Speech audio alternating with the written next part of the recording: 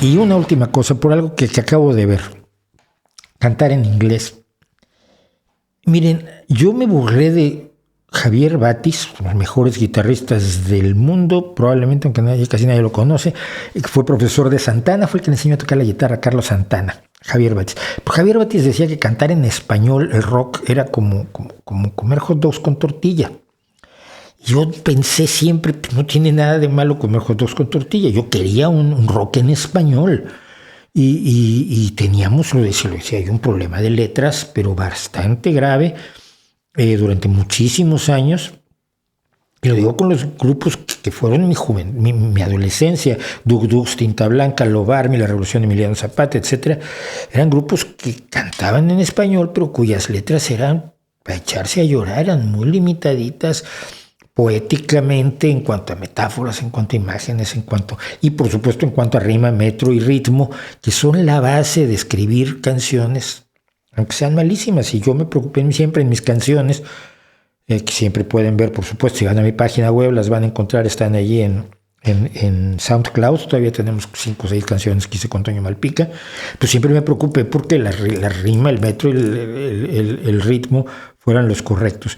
Fue la llegada de gente como José Cruz, de quien ya hemos hablado, con Jaime López, Rodrigo González, Carlos Arellano, que le dieron dignidad y seriedad a las letras, pero siguen siendo muy bajitas.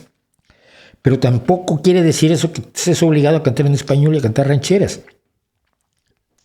Fito de la Parra sigue con Can't Hit, y es el último integrante de la formación original. Fito de la Parra hizo toda su carrera también en Estados Unidos. Carlos Santana no canta, pero no hace mucha música en español, ni tiene por qué hacerla. Ni tienen por qué hacer música en español de Warning, ni tiene por qué hacer música en inglés quien no quiera hacerla. Pero ese tipo de obligaciones de un nacionalismo de cuarta categoría, que se ve a sí mismo como inferior, son muy preocupantes. Vamos a hablar de nacionalismo la semana que entra a partir de lo de Halloween. Ya decidí. ¿Qué les parece? Martínez en español es una maravilla, sí, pero lo que les pregunté a ellas tienen lectura, ellas se preocupan por esto. No es lo mismo cuando escuchas, mira, grandes instrumentistas, Lalo Tex, que se nos murió muy joven, de Tex. Todo el mundo creía que sí era de Texas, no, era de Texcoco, eran los 2 hermanos de Texcoco. Lalo era un guitarrista espectacular, un guitarrista maravilloso, pero las letras de Tex tenían claras deficiencias que no podemos negar. Isis, que llegó a ser una banda familiar porque el guitarrista estaba casado con la bajista y su hijo estaba tocando la batería. Isis era uno de los pilares del rock duro en México, pero sus letras eran no lamentables, pero eran letras muy deficientes, muy de haber estudiado mucha música y poco el lenguaje.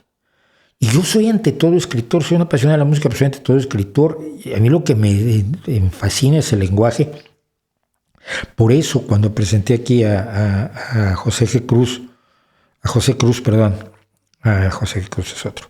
A José Cruz lo presenté como poeta y no como letrista, porque lo que él pudo hacer en Real de 14 y sigue haciendo en la medida de lo posible, pues es de otro nivel, es del nivel más alto del mundo, demostrando que se podía. Lo único que hay que hacer es aprender a hacerlo, como aprendes la escala de séptima mayor dominante, por decir algo, no existe, pero bueno, o el modo dórico.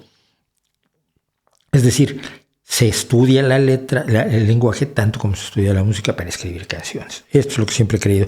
Pero a The Warning, dejarlas en paz, por favor, porque están haciendo lo que nadie más está haciendo, y es un rock de altísima calidad. Con lo cual, quien dudara que soy su fan ya no lo duda.